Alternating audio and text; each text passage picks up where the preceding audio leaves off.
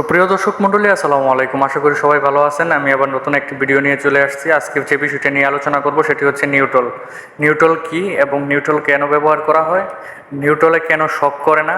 তো আসলে সব কিছু আজকে আপনাদেরকে বুঝিয়ে বলবো, আলোচনা করব। দেখলে আশা করি সব কিছু আপনারা বুঝতে পারবেন। আসলে নিউট্রল হলো সেই পয়েন্ট, যে পয়েন্ট দিয়ে কারেন্ট এক্সিট করে, আর এই পথ দিয়েই সর্বদা সবসময় কারেন্ট রিটার্ন ব্যাক করে। আশা করি বুঝতে পারছেন, এটি হচ্ছে নিউট্রল। তো অনেকের মাঝে যে প্রশ্ন থাকে, যে অনেকে আমাকে প্রশ্ন করছে যে নিউট্রাল লাইন দিয়ে যদি বৈদ্যুতিক কারেন্ট ফেরত যায় তাহলে কারেন্ট শক করে না কেন। আমরা জানি এটা যে বৈদ্যুতিক শকের মাত্রা নির্ভর করে বৈদ্যুতিক চাপ ভোল্টেজের উপর।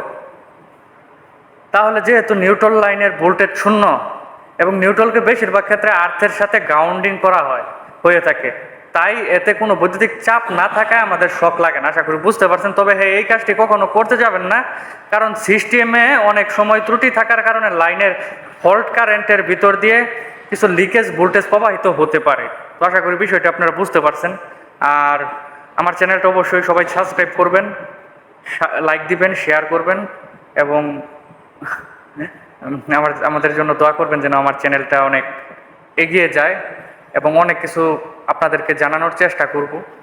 আমাদের সাথেই থাকবেন। ধন্যবাদ। আসসালামু আলাইকুম।